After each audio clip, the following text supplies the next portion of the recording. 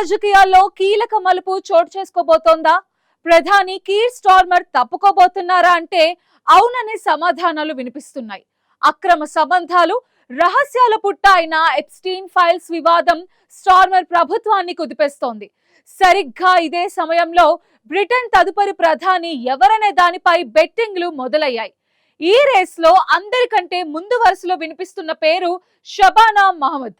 ఒకవేళ ఆమె ప్రధాని పగ్గాలు చేపడితే బ్రిటన్ చరిత్రలో పాకిస్తానీ మూలాలున్న తొలి ముస్లిం ప్రధానిగా ఆమె రికార్డ్ సృష్టించనున్నారు.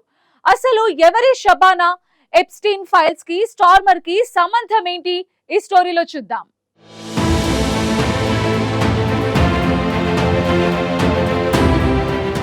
ఎప్స్టీన్ ఫైళ్ల వివాదం ఇప్పటికే అమెరికా రాజకీయాలను కుదిపివేసింది. ఇప్పుడు అదే వివాదం బ్రిటన్ రాజకీయాల్లోనూ వివాదం సృష్టిస్తోంది.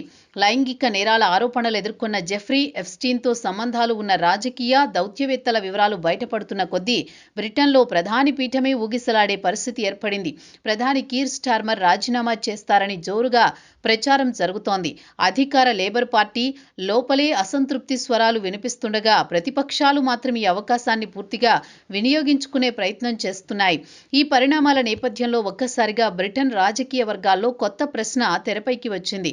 ఒకవేళ కీర్ స్టార్మర్ పదవి నుంచి తప్పుకుంటే యూకేకు తదుపరి ప్రధానిగా ఎవరు ఎన్నికవుతారు, లేబర్ పార్టీకి నాయకత్వం ఎవరు వహిస్తారు అన్న దానిపై తీవ్ర చర్చ మొదలైంది. ఈ రేసులో ఇప్పుడు ఎక్కువగా వినిపిస్తోన్న పేరు షబానా మహ్మద్. ఆమె ప్రధాని పదవికి ఎంపికైతే బ్రిటన్ చరిత్రలోనే పాకిస్తాన్ మూలాలు ఉన్న తొలి ముస్లిం ప్రధానిగా రికార్డు సృష్టించనున్నారు. ఇది కేవలం రాజకీయ పరిణామం మాత్రమే కాదు, బ్రిటన్ సమాజంలో మారుతున్న సామాజిక రాజకీయ సమీకరణాలకు ప్రతీకగా కూడా మారనుందని విశ్లేషకులు చెబుతున్నారు.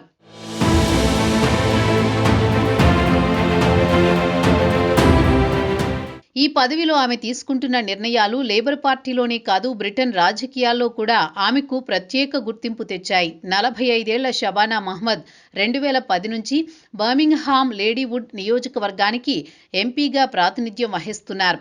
దాదాపు 15 ఏళ్లకు పైగా ఆమెకు పార్లమెంటరీ అనుభవం ఉంది. వృత్తిరీత్యా బారిస్టర్ అయిన షబానా న్యాయరంగంలో మంచి పేరు సంపాదించిన తర్వాత రాజకీయాలపై ఆసక్తితో లేబర్ పార్టీలో చేరారు.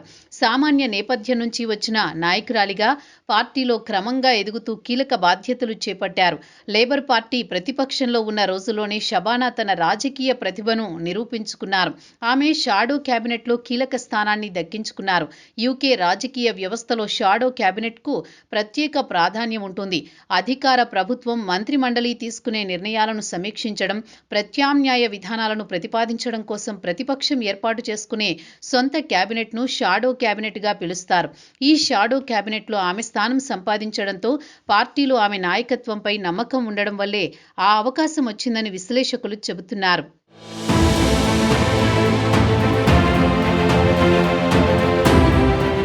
షబానా మహ్మద్ షాడో జస్టిస్ సెక్రటరీగా, షాడో ఎడ్యుకేషన్ సెక్రటరీగా బాధ్యతలు నిర్వహించారు.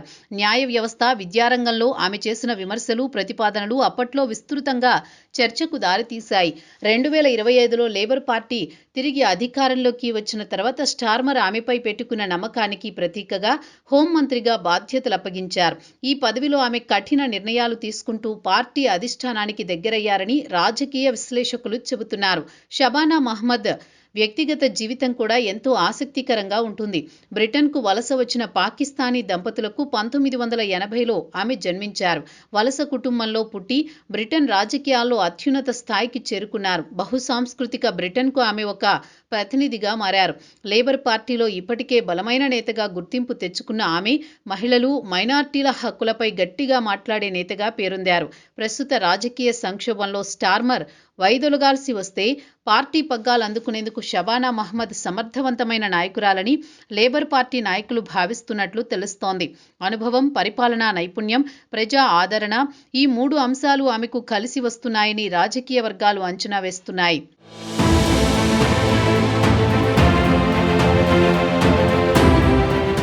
బ్రిటన్ రాజకీయాల్లో కీలక మార్పులకు ఎప్స్టీన్ ఫైల్స్ కారణమని విశ్లేషకులు చెబుతున్నారు. లైంగిక నేరాల ఆరోపణలు ఎదుర్కొన్న ఎప్స్టీన్తో సంబంధాలు ఉన్నట్లు ఆరోపణలు ఎదుర్కొన్న పార్టీ సీనియర్ నేత పీటర్ మాండెల్సన్ను అమెరికాలో బ్రిటన్ రాయబారిగా నియమించడం స్టార్మర్పై తీవ్ర విమర్శలకు దారితీసింది. ఎప్స్టీన్ ఫైళ్ల వ్యవహారం వెలుగులోకి రాగానే మాండెల్సన్ను పదవి నుంచి తొలగించినా స్టార్మర్పై విమర్శలు మాత్రం ఆగడం లేదు. ప్రతిపక్షాలు మాత్రమే కాదు, స్వయంగా లేబర్ పార్టీలోని కొందరు నేతలు కూడా స్టార్మర్ నిర్ణయంపై అసంతృప్తి వ్యక్తం చేస్తున్నారు. ప్రధాని హోదాలో ఉన్న వ్యక్తి ఇలాంటి వ్యక్తిని ఎలా నియమిస్తారు అన్న ప్రశ్నలు తలెత్తుతున్నాయి.